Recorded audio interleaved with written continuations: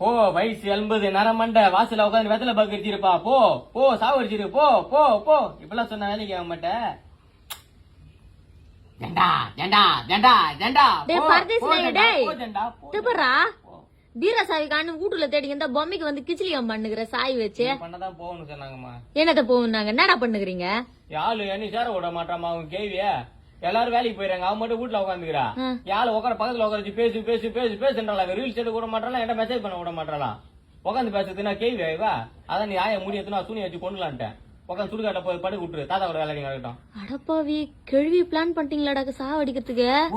லூசு பயலே, அவங்கள இப்ப சாவடிச்சிரு. நாளைக்கு உனக்கு கல்யாணம், உன் பிள்ளைங்களுக்கு காது குத்துனா கேள்வி செத்து போச்சு அவங்கள வர்ணிக்கணும்னு வேப்ப மரத்துக்கு அடியில உட்காந்து பொம்மை வீட்டு கடிச்சுன்னு உட்காந்து இருங்க. கேள்வி வரலையே கேள்வி வரலையேன்னு.